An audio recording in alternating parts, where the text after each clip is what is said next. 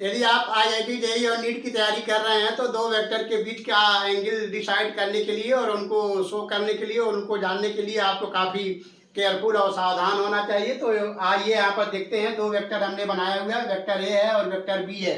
दोनों वेक्टर यहाँ पर आउट गोइंग दिखाए गए हैं और इस पॉइंट पर मिल रहे हैं, तो ऐसे में वेक्टर ए और वेक्टर बी के बीच का एंगल थीटा होगा।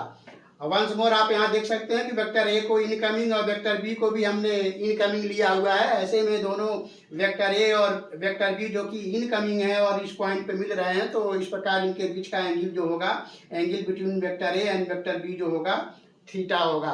लेकिन अगर आप सपोज करिए वेक्टर ए को ऐसे इनकमिंग लिया गया और वेक्टर बी को आउट गोइंग लिया गया और ऐसे थीटा दिखाया गया है, तो ऐसे में आपको डिसाइड करना है कि इन दोनों वेक्टर के बीच का एंगल कैसे हम शो करेंगे, क्या वो थीटा ही होगा या थीटा से अलग होगा। तो आइए देखते हैं कैसे इसको हम डिसाइड करेंगे। तो आपको पता है कि किसी वेक्टर को अगर हम पैरेलली शिफ्ट कर देते हैं तो उसके डायरेक्शन और मैग्नीट्यूड में कोई चेंजिंग नहीं होती। तो ऐसे में हम वेक्टर ए को यहाँ पर देख रहे हैं कि हमने पैरेलली शिफ्ट कर दिया है। तो इस प्रकार वेक्टर ए और वेक्टर बी जो है दोनों आउट गोइंग हो गए इस पॉइंट पर। वंस मोर वेक्टर ए और वेक्टर बी जो है इस पॉइंट पर आउट गोइंग हो गए। ऐसे जब दोनों वेक्टर आउट गोइंग होते हैं, यहाँ पर आप देख पा रहे हैं कि ये दोनों वेक्टर आउट गोइंग है, तो इनके बीच का एंगल थीटा लिया गया है। ये दोनों वेक्टर जो है यहाँ पर इनकमिंग है, तो इनके बीच का एंगल थीटा लिया गया है। तो ऐसे में यहाँ पर वेक्टर ए इनकमिंग है, वेक्टर बी आउट गोइंग है, तो इन दोनों को या तो आप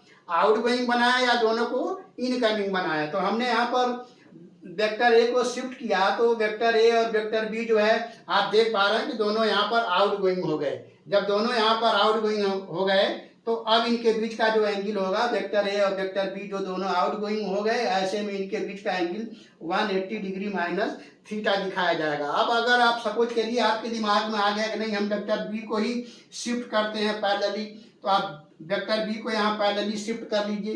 तो अब आप देख रहे हैं कि वेक्टर ए भी इनकमिंग हो गया और वेक्टर बी भी इनकमिंग हो गया इस पॉइंट पर, और ऐसा थीटा दिखाया गया है यहाँ पर। ऐसे में वेक्टर ए इनकमिंग और वेक्टर बी इनकमिंग के बीच का जो एंगल होगा 180 डिग्री माइनस थीटा इस प्रकार दिखाया जाएगा। तो इस तरह के क्वेश्चन जब आपके सामने आते हो और उनमें दो वेक्टर हो और दोनों वेक्टर में एक वेक्टर इनकमिंग हो और एक वेक्टर आउट गोइंग हो और ऐसे में उनके बीच का एंगल कुछ जो भी दिया गया हो, उसके अनुसार अगर वेक्टर दिए गए हैं ए और बी, एक इनकमिंग और एक आउट गोइंग, तो दोनों वेक्टर को या तो आप आउट गोइंग बनाएंगे या दोनों को इनकमिंग बनाएंगे और ऐसे में उनके बीच का जो एंगल बनेगा वो आप इस तरह से 180 डिग्री माइनस थीटा से दिखाएंगे। तो इस केस में angle between vector A and vector B जो होगा 180 डिग्री माइनस थीटा होगा। तो हम समझते हैं ये एक्सप्लेनेशन आपको काफ़ी अच्छे से समझ में आ गया होगा। और इस तरह के क्वेश्चन जो है वेक्टर के जो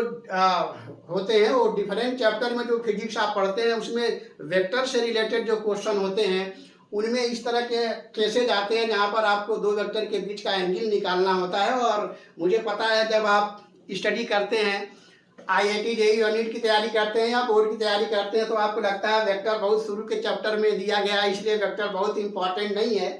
लेकिन जैसे जैसे आप आगे बढ़ते हैं चैप्टर्स में तो आपको समझ में आता है कि नहीं, वेक्टर तो काफ़ी सीरियस होकर के पढ़ना है और वेक्टर के विषय में काफ़ी अच्छी जानकारी होनी चाहिए। तो ये बिल्कुल सही बात है।